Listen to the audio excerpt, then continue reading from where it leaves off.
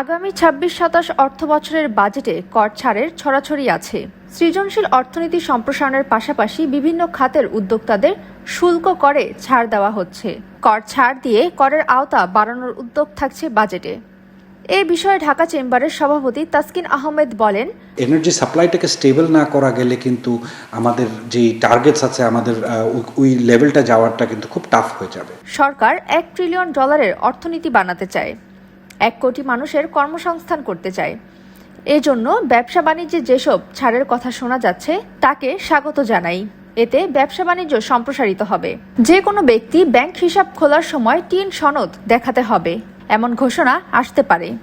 এই প্রস্তাব দেওয়া হলে ব্যাংক হিসাব খোলার আগেই 3 সনদ নিতে হবে। দেশের লাখ লাখ খুচরা ব্যবসায়ীর ওপর করের বোঝা নেমে আসতে পারে। নতুন প্রস্তাবটি এমন: খুচরা বিক্রেতাদের কাছ থেকে পণ্য সরবরাহের ওপর 0.2% হারে অগ্রিম কর আরোপ। প্রতি 1000 টাকায় 2 টাকা অগ্রিম কর কেটে রাখা হবে। উচ্চ মূল্যস্ফীতির এই সময়ে চাল, ডাল, তেল, চিনি সহ নিত্যপণ্যের দাম সহনীয় রাখতে কর ছাড় দেওয়া হতে পারে। 60টি নিত্যপণ্যের ওপর উচ্চ কর হিসাবে 1 থেকে 5% আছে। এটি কমিয়ে 0.5% করা হতে পারে।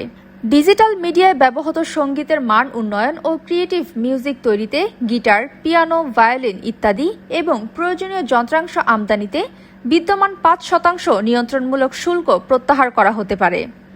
চলচ্চিত্র ও ক্রিয়েটিভ মিডিয়ার কারিগরি দিক আন্তর্জাতিক স্তরে উন্নীত করতে উচ্চ প্রযুক্তির সিনেমাটোগ্রাফিক ক্যামেরা এবং প্রজেক্টরের খুচরা যন্ত্রাংশ আমদানিতে বিদ্যমান আমদানি শুল্ক 15 থেকে কমিয়ে 5% করা হতে পারে।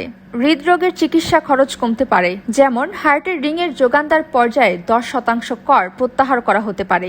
এতে প্রতিটি রিংয়ে 20,000 টাকা পর্যন্ত খরচ কমতে পারে বলে জানা গেছে। চোখের ইন্ট্রাওকুলার লেন্সের যোগানদার পর্যায়ে 10% ভ্যাট প্রত্যাহার করার ঘোষণা দিতে পারেন অর্থমন্ত্রী। এতে প্রতিটি লেন্সের দাম 5,000 টাকা পর্যন্ত কমতে পারে। কিডনি সমস্যাজনিত রোগীদের ডায়ালাইসিস ফিল্টার আমদানিতে 15% ভ্যাট ও 5% অগ্রিম কর তুলে দেওয়া হতে পারে। এতে ডায়ালাইসিস বাবদ প্রত্যেক রোগীর খরচ 800 টাকা পর্যন্ত কমতে পারে বলে জানা গেছে। সোনা ও স্বর্ণালংকার কেনা বেচায় বর্তমানে মোট বিক্রয় মূল্যের ওপর 5% হারে মূল্য সংযোজন কর বা ভ্যাট তুলে দিয়ে প্রতি ভরি 2,500 টাকা করা হচ্ছে। সোনার দাম বেড়ে যাওয়ায় এবার এই ভ্যাট কমানো হচ্ছে। এতে সোনার গয়না কিনতে খরচ কমবে। এছাড়া স্বর্ণালংকার সরবরাহে উৎসে কর 5% কমিয়ে 0.5% করা হতে পারে। বৈদ্যুতিক গাড়ি আমদানির ক্ষেত্রে সার্বিক শুল্ক কর কমানোর প্রস্তাব থাকছে বাজেটে।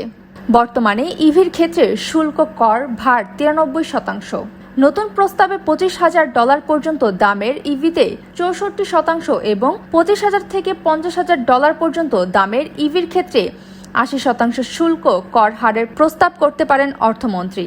বৈদ্যুতিক গাড়ির নিবন্ধন ও ফিটনেস নবায়নের সময় 2 লাখ টাকা অগ্রিম কর কেটে রাখা হয়। তা কমিয়ে 200 কিলোওয়াট, 300 কিলোওয়াট, 400 কিলোওয়াটের বেশি ইলেকট্রিক গাড়ির ক্ষেত্রে যথাক্রমে 25,000 টাকা, 50,000 টাকা, 75,000 টাকা এবং 1 লাখ টাকা করা হতে পারে। সামাজিক যোগাযোগ মাধ্যমের কন্টেন্ট ক্রিয়েটরদের বিশেষ কর ছাড় আসছে। মানে অনেকেই সামাজিক মাধ্যমে কন্টেন্ট তৈরি করাকে পেশা হিসেবে নিয়েছেন। কন্টেন্ট ক্রিয়েটর ও ফ্রিল্যান্সাররা যে সেবা দেন তার ওপর আরোপিত 15% ভ্যাট প্রত্যাহার হচ্ছে। সুমাইয়া ফারাজি, দৈনিক আর নিউজ।